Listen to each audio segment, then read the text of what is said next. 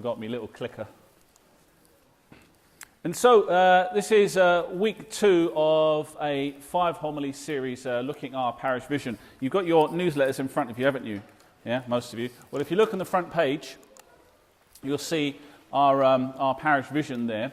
And last week we looked at the first line of it, just describing what our parish vision is. Remember, a vision, last week I spoke of being a picture of the future which produces passion in us. So a vision is something which, as soon as we set our eyes on it, we want it with all our hearts. So much so that it already exists inside us.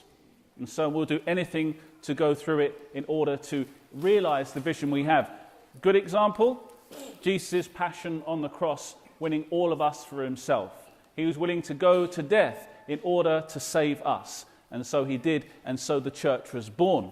So, the first thing we looked at last week was the first line. Our parish is a joyful and growing family that brings people to friendship with Jesus Christ. There is no joy, there is no attraction. And if there is no attraction, there is no growth. And if we aren't facilitating an encounter with Jesus Christ, then no one can ever come to friendship with him.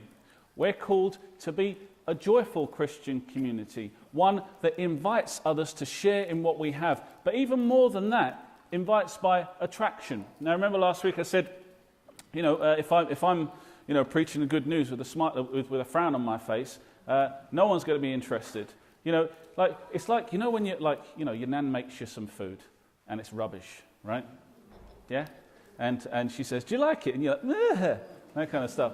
Like that's kind of how it can come across if it actually doesn't produce joy in us. But if we receive that with great joy, if it's attractive to us, then other people want to see what this is that we have. And what we have, if it produces joy in us, is a relationship with Jesus.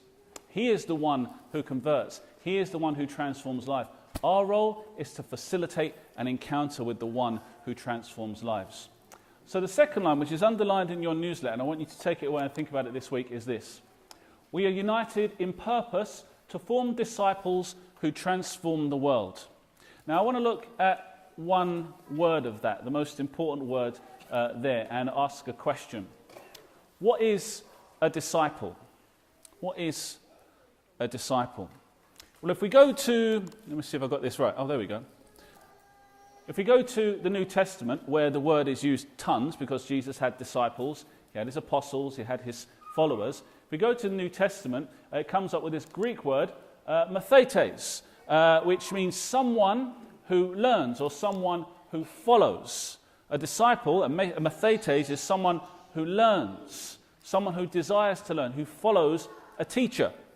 So in a way, when you were at school, you were disciples of your maths teacher, for example. Interesting, mathetes has the word math in it. Now, Jesus' disciples were those who were hungry to learn. But I don't think a hunger to learn just comes out of nowhere. So I think there's something deeper to that word disciple. I think it also means lover, someone who is in love with the one who teaches, who doesn't learn just for the sake of it, doesn't learn just to get ahead, but learns because they are in love with the teacher. Now I keep talking about films. Maybe I'll do a film motif every week, introduce you to new movies, and then we can have a movie night over Lent or something. Good idea? Just thought that on the spot, right there. Wasn't in the other homilies. Anyway, so this week's film is of Gods and Men. Has anyone seen Of Gods and Men? Well done. Yeah? Okay, we're going to have a movie night, so you're all going to watch it. Of Gods and Men, right? It's about 7 monks. True story, 22 years ago this happened. 7 monks who live in a small village in Algeria. And they take care of the needs of all the townsfolk. They're all Muslims, but they have this great relationship because they look after the people. One of them's a doctor. They give advice to the local villagers. It's a really beautiful setting in a very poor village. But there is evil on the horizon because an extremist group is starting to move into the town. They want to take it over. And the monks have to decide, do we, because they're French, they could easily go back to their own country, or do they stay, or do they go? Now, one of the monks, he's about 80 years old, he's the doctor.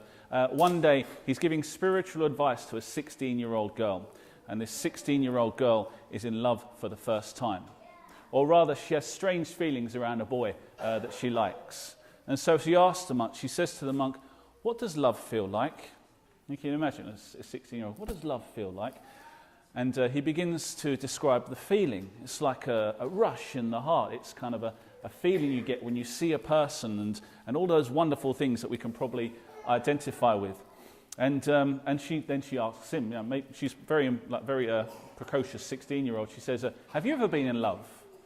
And he sort of recalled some memories, and he said, well, yes, I've been in love a long time ago. And then he said, but then I discovered a love. But then I discovered a love. And he didn't finish the sentence because we knew, or the viewer knew, that love was the one he'd been following nearly all of his life. The love of Jesus Christ. A love which had superseded and taken over all other forms of love. It was his love of Jesus which brought him to that little Algerian village and which would bring him to give his life because he didn't want to abandon that 16-year-old girl or the people of the village. That's what a disciple is. A disciple is a lover of Jesus Christ. And lovers are always attentive to the people they love. They watch them, they follow their movements, they want to learn exactly what pleases them. So that's what makes them the best learners. Our parish, the vision of our parish, is of a community of individuals, thousands of them, you, me, everyone, who are lovers of Jesus Christ and who desire to learn him. And that's why we talk about, let's see if I get this right. There we go. Who are united in purpose to form disciples who transform the world. Because this love transforms the world. It really, really does. Think of the first disciples. Their lives were transformed not by Jesus standing in front of them and getting the Bible out and say, look, you see, here I am. That's me. That's me. You're going to follow me. It wasn't a job interview. Jesus didn't say to them, well, here are the reasons you must follow me. Then Matthew didn't say, well, on balance of probabilities, you probably are the Messiah. In fact, there was one line in Matthew's gospel, written by Matthew. Jesus said, follow me. And Matthew got up from his job and followed him. That encounter with Jesus was powerful. In that moment, now maybe there was more to the story. I'm sure Matthew was going through all sorts of things. But when he remembered it, all he could remember was that moment. The moment he was one thing, and then he was another. He was a person far away from God, and he became his best friend, his lover.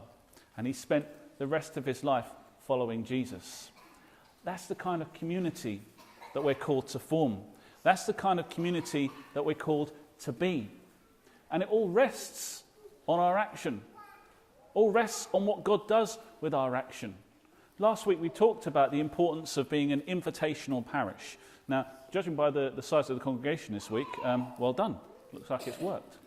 An invitational church, because disciples are always making disciples. That's what they do. Because when you're in love with something, when you've got a passion for it, people see it. They see it in our demeanour. They see it in the words we speak. They see it in everything we do. Disciples want to share their joy and the love of their lives with others.